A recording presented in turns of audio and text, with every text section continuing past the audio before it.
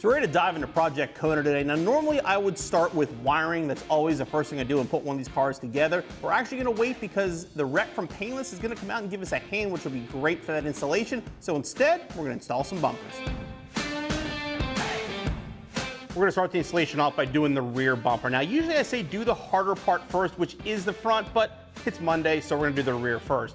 Now, unlike the front where the brackets go on first, on the rear, you actually attach the bracket to the bumper and then install it together. All right, so grab your bracket. Basically, the oval hole goes at the bottom. And what you're gonna do is put the carriage bolts through and then put them through the wave washer.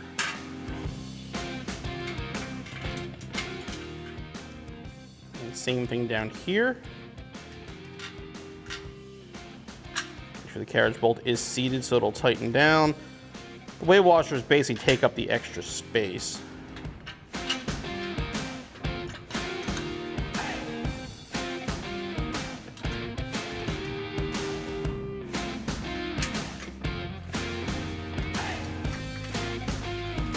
And tighten them down.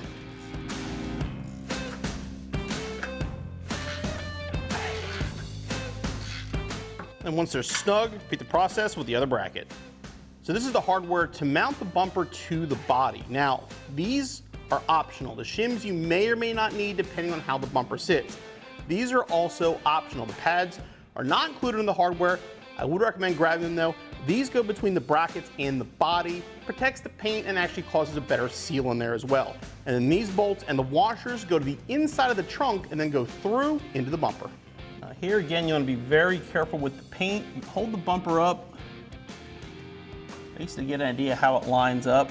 If it is tight on the body, you can use the shims if you want to bring it out. I actually like it as tight to the body as possible, so we're going to skip the shims.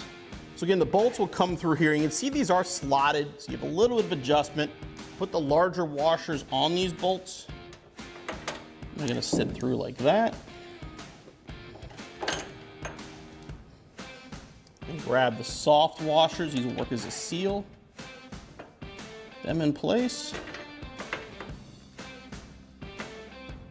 And then you need to hold the bumper up and thread these into the brackets we previously installed.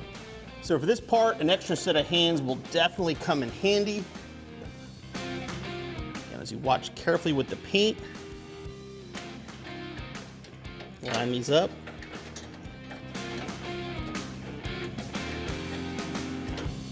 Thread them in.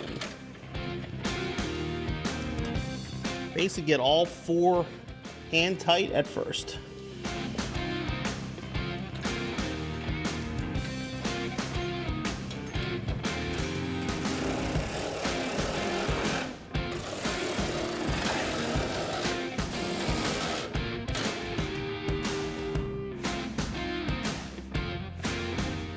All right, so now we're gonna move on to the front bumper. Now again, the front is a little harder, and also get an extra set of hands. You're gonna need them for the front. It makes that a lot easier. Before I get into the hardware, I wanna mention this kit here. If you're doing a full build like we are, pick up one of these. This is the A&P hardware kit. We sell it here. It's a complete body hardware kit, and it's per year. So 65, 66, whatever year you have, this gives you all the hardware, and it's labeled. So it makes these jobs a lot easier. But this is the hardware we're gonna use for the front bumper to get you guys closer and explain how it's gonna work. So we'll start with this side. These are the brackets that actually connect the bumper to your lower valance. You put the capture nuts in, these bolt there, and then these go through the bumper itself. These four heavy bolts are gonna hold all four brackets for the front bumper to the frame rail, and then the bolts and hardware over here are to connect the bumper itself to those brackets. Now this is optional but highly suggested. Get yourself some body shop tape. It can be tricky to put the front bumper brackets on with the valance installed. You can remove the valance, but it kind of makes it hard to do too. So get yourself some tape. And we use the foam here. This is for the brackets that go all the way on the end because they do bolt to the valance. Now you don't have to do this, but I put the foam tape in basically so you don't damage the paint when you put those brackets in place. So before we install the brackets on the car, the little brackets go to the bumper itself. So grab the hardware, so place it through these ends here, grab the bracket,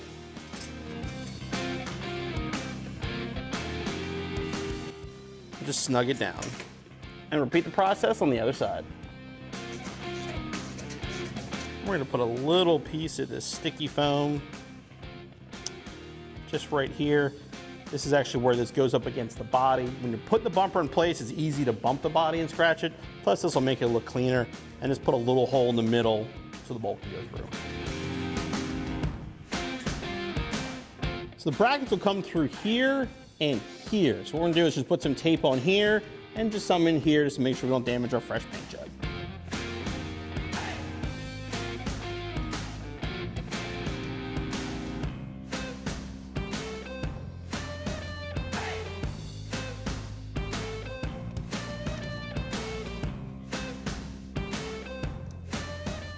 And the inner bracket, see, it's gonna go right down here. It's gonna bolt to the frame rail. Then the other bracket comes through here and they sandwich together into the frame rail. And this one's tricky with the valance on. You can get it through. You just kind of have to spin it a little bit.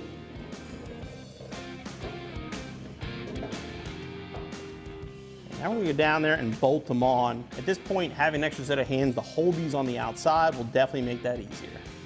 And basically what you gotta do is bring both brackets together and bolt them to the frame rail.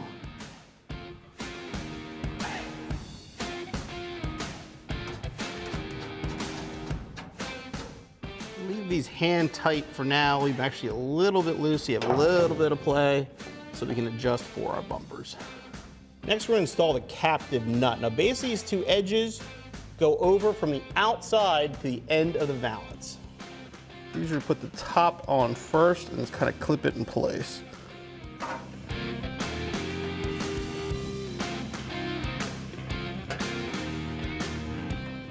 And repeat the process on the other side. All right, now we're just gonna kind of hold it up in place, get an idea where everything's gonna sit.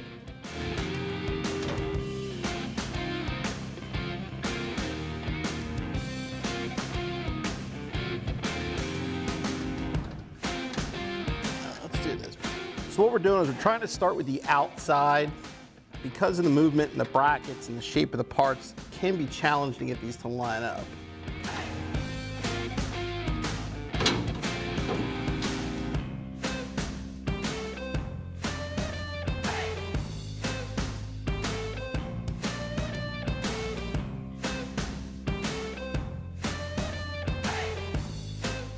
So we've got the bolts lined up. We realize the whole bumper is gonna kind of have to go that way a little bit. Again, you do have a lot of movement on these brackets. So what we're gonna do now is actually pull the bolts back out, put the proper wave washer in place, and then hopefully we're gonna put the nuts on and get them snug enough that we can adjust the bumper side to side and get the fitment where we want it. So we're taking a closer look at this and we're realizing this should actually, there's a little cutout if you look in the stone guard. This should fit over there and it's not. And we took a closer look inside where the frame rail is, where the apron comes down. The apron is actually gapped out a little bit more and it's caused this bracket to sit out further than it should. So we're actually gonna take this off and try to flatten that out a little bit, which should hopefully get this bracket over where it belongs. So what we found is we had some slight interference from the apron on the driver's side, and that was making the bracket kick over further than it had to. So we trimmed it, we were able to move the bracket over. And again, you gotta spend some time here, kind of move everything around, leave everything loose to get all the bolts in, and then you go back and finally tighten everything down.